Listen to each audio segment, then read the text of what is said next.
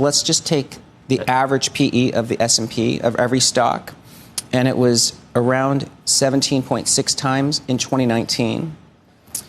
Now we've had 6 what I call extinction-like events, COVID, the bullwhip supply chain effect, inflation surge, Fed fastest hikes, Trump tariffs, and then, of course, U.S. bombing Iran. 6 of them, yeah, okay. Yeah, all of them should have wiped out earnings, but the S&P earnings have grown, and yet the equal weight PE is now 16 times. So the market's gotten cheaper in the last 6 years. I think the 200 to 250,000 for Bitcoin still makes sense because that would still only value it at 25% of the size of the gold market. Okay. So I think digital gold means Bitcoin should be worth over $1 million per Bitcoin, and it could happen in the next few years. But maybe pricing 25% of that, especially with Genius Act, makes sense. Over the past few years, markets have weathered a barrage of shocks: COVID, inflation spikes, Fed hikes, supply chain chaos, trade wars, even geopolitical flashpoints. You'd think all that would crush corporate earnings, but the S&P 500 has done the opposite. It's grown stronger. However, despite the resilience, valuations have dropped. The average price-to-earnings ratio across S&P stocks has actually declined since 2019. In other words, earnings are up, but prices haven't kept pace. That's not typical for a bubble. It's a potential bargain hiding in plain sight. Amid all this, Bitcoin continues to carve out its identity as digital gold. But according to Tom Lee, it's still vastly undervalued. He argues that if Bitcoin were valued at just a quarter of gold's market cap, we'd be looking at a price between $200,000 and $250,000 per coin, a level he still sees as realistic. And that's just a stepping stone.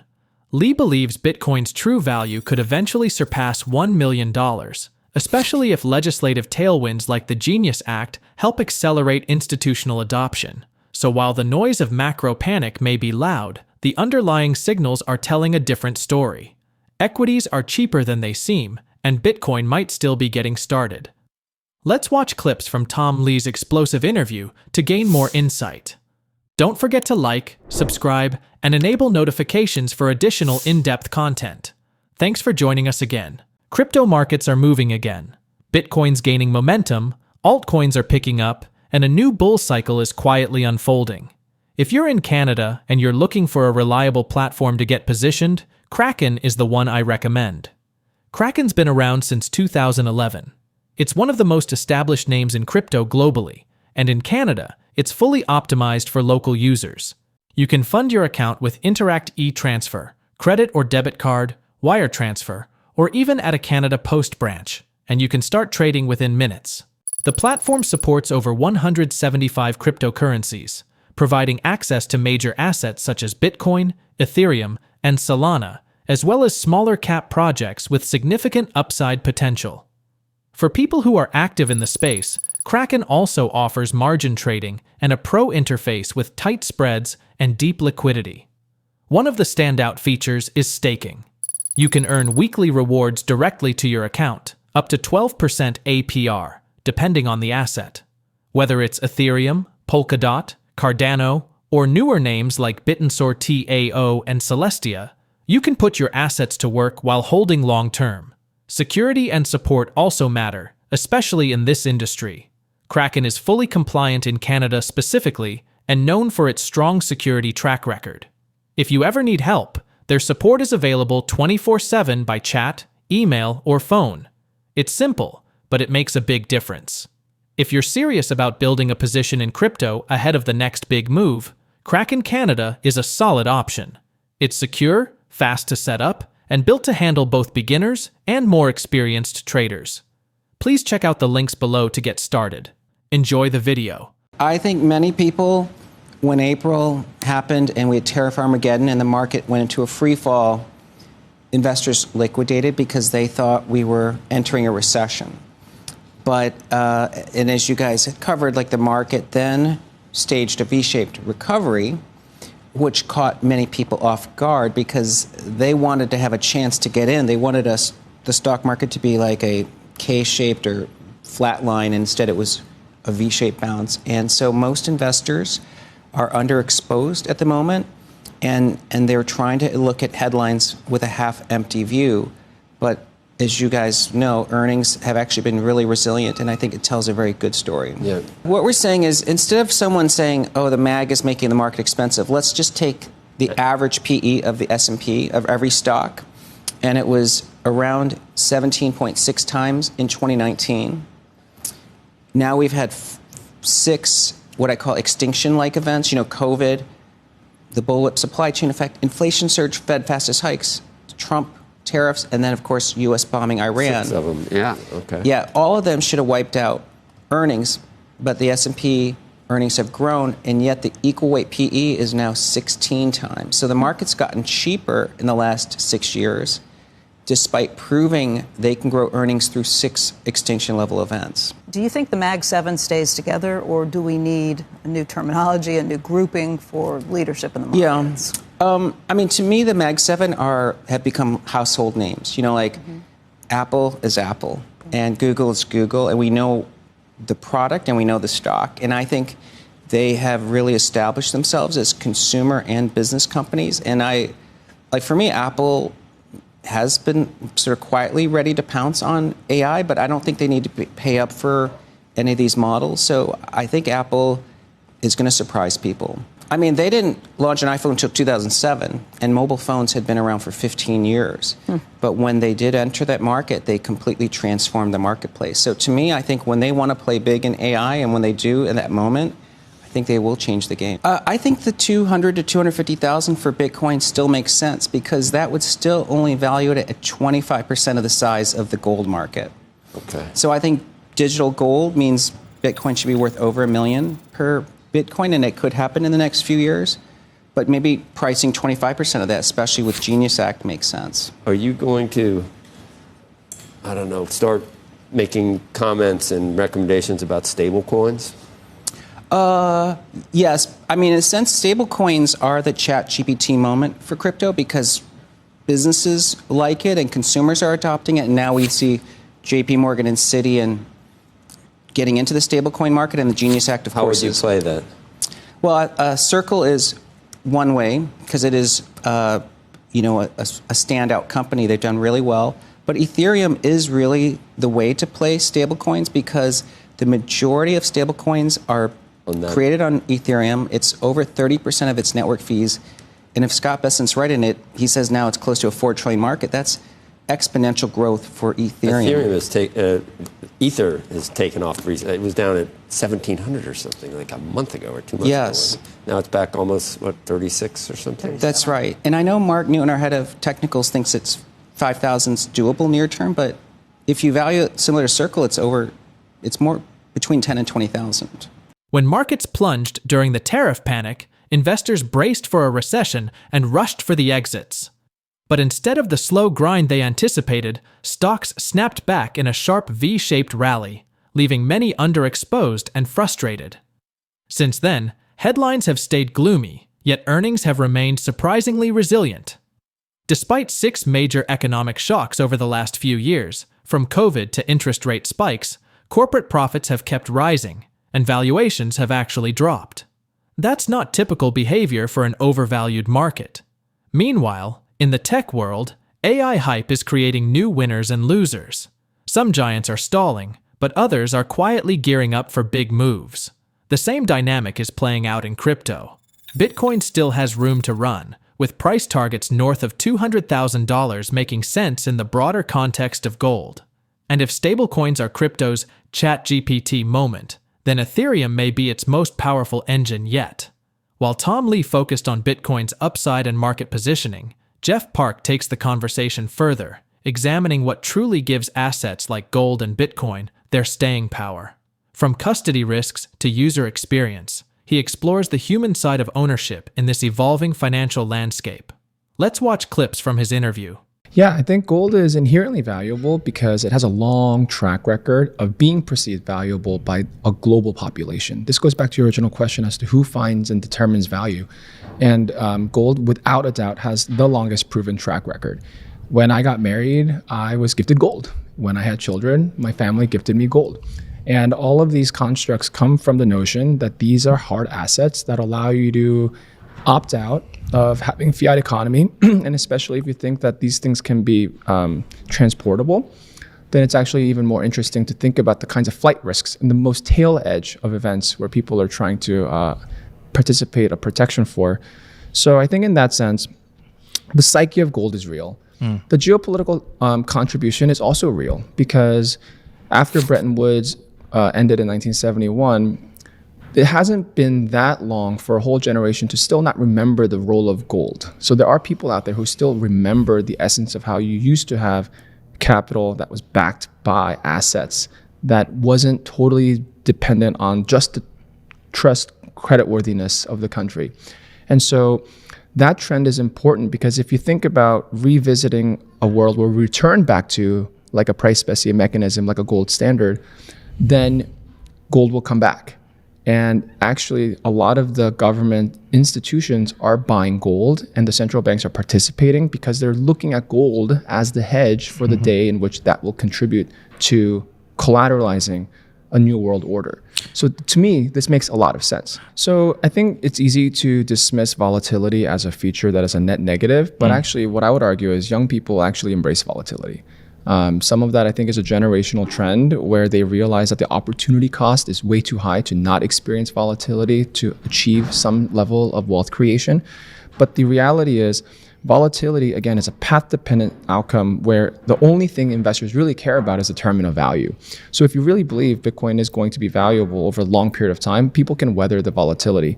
The thing that I worry a little bit more as to where Bitcoin falls a little short versus something like gold is that most humans are not very good at being owners of their own assets, self-custodial ownership, right? And it's actually perfectly human to want to outsource that to somebody else and say, you manage the custody of my assets because I'm afraid of those risks. And Bitcoin turns that model completely upside down, right? Because to truly own Bitcoin, you must do it in a self-custodial way where you're willing to entertain the possibility that you'll lose it all if you mess up. And most humans cannot tolerate that risk. Gold has elements of this, but the ability to lose all your gold is not nearly as drastic in the ways that people might just forget their keys or actually have their keys stolen, because gold is still a material physicality in that it exists in the universe. And so when people compare gold and Bitcoin, I actually don't worry about the volatility. I don't worry about like the price. It's the self-custodial aspect that I think many people will still struggle with, where they're comforted by knowing they have a physical object that they can hold, smell, and taste, and know that it is here. And Bitcoin feels at some level a little bit abstract, which is why some people still till this day don't really believe it's materially valuable. Gold has earned its place as the world's most trusted asset, not because it's shiny, but because it stood the test of time. It's been passed down through generations, gifted at life's biggest moments, and held tightly in times of crisis. In a world built on debt and digital promises, gold remains real, physical, and reassuring. Central banks aren't buying it for nostalgia. They're preparing for a world where trust in fiat could break. Bitcoin, meanwhile, offers a bold, digital alternative. It's fast, borderless, and appeals to a generation willing to stomach risk for upside. But owning Bitcoin isn't as simple as locking it in a vault. True ownership means self-custody, no password resets, no second chances. That alone makes it harder for the average person to embrace. Gold you can touch. Bitcoin, you better not lose the keys. One is old world reliability, the other, revolutionary freedom with a learning curve. Let's watch more clips from the interview. Yeah, I think this is the innovation that we are embarking upon, which is how are we going to integrate Bitcoin to a business model where we can remove some of those tail risks of loss and insurance, but also not totally lose the element of those being your sovereign assets. Because the moment these assets like Bitcoin become contributed into a custody model where you are no longer the owner, we're kind of revisiting the traditional financial system as we have it. And that means that the exchange or the bank can re-lend it and rehypothecate it, and it begins to kind of look a lot like what we thought we were solving for. So I think what we're really trying to figure out is Can we build a nicer user experience that allows people to feel comfort and safety in owning Bitcoin, where you get that white glove experience, but you are still the person that own these assets in your name? And I think that is the great chapter that can be unlocked with the growth that we see in the industry. I think the fact that the ETFs have been very popular in its growth trajectory shows you that there is a version of owning price exposure without worrying about that custody risk that is valuable to investors. So I think in some sense, they can coexist. People still want financialized version of Bitcoin because that means it plays nicely in their portfolio management systems. They know how to margin it. They can borrow against it. The borrow market lets you lend your Bitcoin ETF out without counterparty risks. Whereas if you lend out your Bitcoin, now there's real counterparty risk. And so there's certain features of the financial system for which it can be very good. So I think there will always be value for needing a wrapper that plays into the traditional compliance system. But it also doesn't mean it's mutually exclusive that investors should not also want to own some Bitcoin in cold custody as well.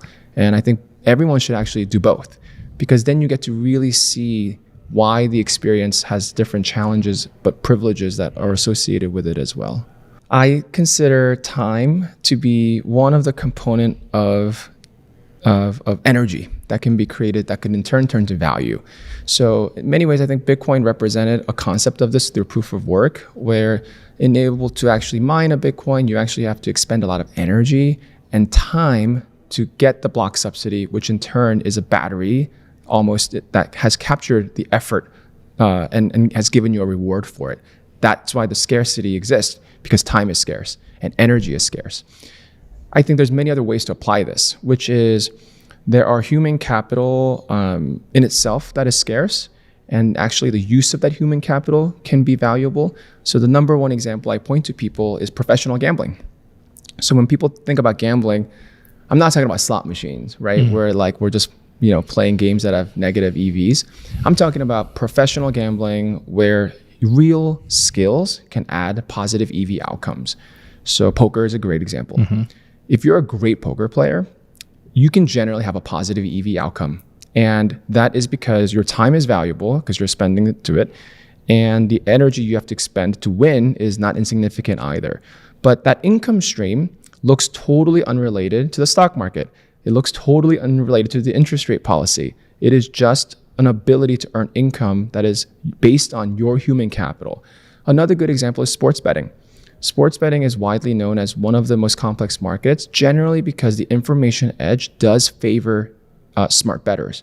So there are professional sports bettors who are actually able to be better than the bookies, in which the bookies rely on the best bettors to create the inside market. So if you're a professional sports bettor, that's another outcome of an income stream that comes from expending energy. And that kind of ability to earn income, I think, should be a component of how to imagine income creation in your portfolio. It goes back to the comment you shared earlier, in which the risk of Bitcoin seems to be that it is highly correlated to risk on assets. And I think what we are now seeing is that those moments are also fleeting. And we are starting to see divergences of Bitcoin's price action relative to equities in ways that people are giving it more optionality that it could outperform in a risk on and risk off environment. So I call this phenomenon a positive row Bitcoin or a negative row Bitcoin. Row is a Greek in options terminology that implies a change in value based on the change in interest rate. And generally, if you thought interest rates were going to go up, that's a pretty challenging market environment. It's a market environment where people are worried. And in those situations that are risk off, you could imagine Bitcoin becomes a store of value. But historically, what happened was reverse, which is that Bitcoin is a risk-on asset, right? Where rates go down, Bitcoin's the fastest horse because it fights inflation the fastest. And the key is there a moment when Bitcoin can be both? And I think what you're seeing is through the volatile path, if you zoom out and look at the long history of Bitcoin's price action, it is actually both positive row and negative row, depending on the market environment. And I think that's why Bitcoin's valuable, and people are realizing there's now over 10 years of track record of having demonstrated this. And so the Bitcoin ETF lets you access it in ways that people can build their portfolios thoughtfully.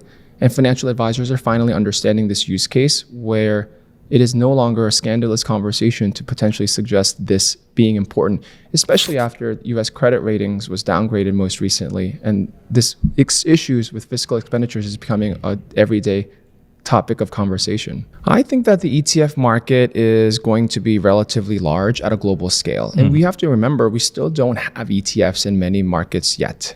For example, Korea does not have a Bitcoin ETF yet. And so those wrappers are still growing at a global scale, and they are going to become important because, like I said, many humans do not want to actually deal with the self-custodial risk of Bitcoin.